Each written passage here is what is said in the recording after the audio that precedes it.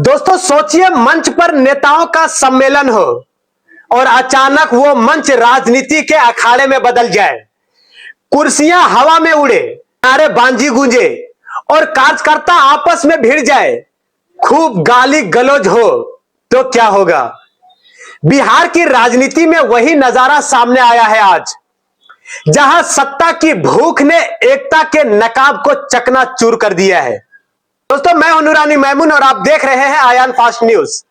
दोस्तों बिहार की सियासत में टकराव की तस्वीरें नई नहीं है, लेकिन इस बार जो हुआ है उसने एनडीए के भीतर के फूट को सबके सामने ला दिया है। मामला है मुजफ्फरपुर के गाय घाट का, जहां एनडीए का सम्मेलन आयोजित किया गया था। कहा तो गया था कि यह सम्मेलन पार्टी के ताकत को दिखाने और कार्यकर्ताओं को जोड़ने के लिए है, लेकिन नतीजा क्या निकला? टूट और टकराव का भरपूर प्रदर्शन किया गया। मंच पर कोई छोटे मोटे नेता लोग नहीं थे। कोमल सिंह, सांसद वीणा देवी की बेटी और लोक जनशक्ति पार्टी रामविलास की नेता है वो। प्रभात किरण, पूर्व विधायक महेश्वर यादव के बेटे और जेडीयू से टिकट के दावेदार माने जाते हैं इस वक्त के। कार्यक्रम शुरू होने से पहले ही दोनों के बीच आरोप प्रत्यारोप शुरू हो गया। कोमल सिंह ने सीधा आरोप लगाया, प्रभात किरण ने आरजेडी के साथ मिलकर सम्मेलन में हंगामा कराया है, यह एनडीए को तोड़ने की साजिश है। वहीं प्रभात किरण ने पलटवार भी कर दिया कि कोमल सिंह झूठा समर्थन दिखा रही है, असली ताकत उनके पास नहीं है। यह थी उन दोनों के बीच की जुबानी जंग। बस इतना ही कहना था और फिर कार्यकर्ताओं के बीच तानातनी हिंसा में बदल गई। नारे लगे, धक्का मुक्की हुई, कुर्सियां तक एक दूसरे के ऊपर फेंकी गई।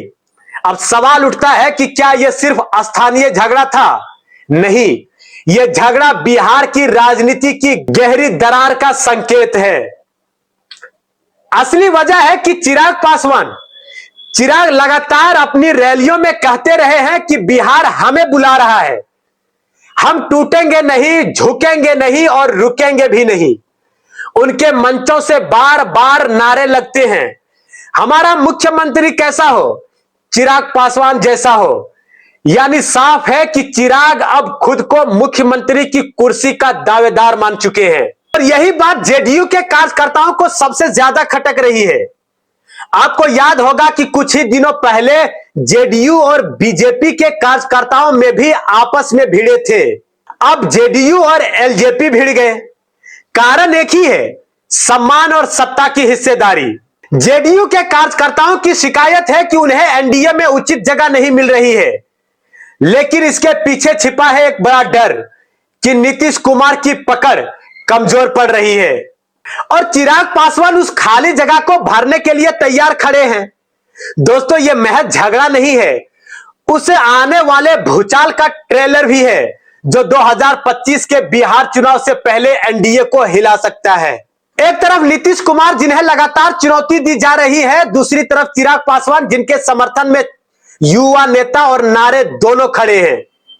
और इस सबके बीच एनडीए की एकता के सवालों के घेरे में है। अगर हर सम्मेलन में ऐसे ही टकराव होते रहेंगे, अगर हर मंच पर कार्यकर्ता भिड़ते रहेंगे, तो सवाल उठना लाजमी है, क्या एनडीए चुनाव तक साथ रह भी पाएगा या फिर अंदरूनी कला ही उनका सबसे बड़ा दुश्मन बन जाएगा। दोस्तों मुजफ्फरपुर की यह घटना हमें यही बताती है कि बिहार की राजनीति अब सिर्फ विपक्ष बनाम सत्ता की नहीं है, यह सत्ता के भीतर की लड़ाई है। यह मुख्यमंत्री की कुर्सी को लेकर चल रहा है युद्ध। फिलहाल तस्वीर साफ है, एनडीए का कुंभा भीतर से बिखर रहा है और अगर यह सिलसिला जारी रहा तो 2025 का चुनाव मैदान से बाहर से विपक्षी नहीं बल्कि अंदर से उठी हुई दरारें तय करेगी। याद रखिए, बिहार की राजनीति में हर कुर्सी सिर्फ लकड़ी की नहीं होती, कभी कभी वो कुर्सी भविष्य की सत्ता का भी प्रतीक बन जाता है। दोस्तों आपकी राय क्या है, कमेंट में जरूर बताएं। हमारे चैनल को सब्सक्राइब करें और बने रहे हमारे आयान फास्ट न्यूज के साथ। मैं हूं नूरानी मैमून।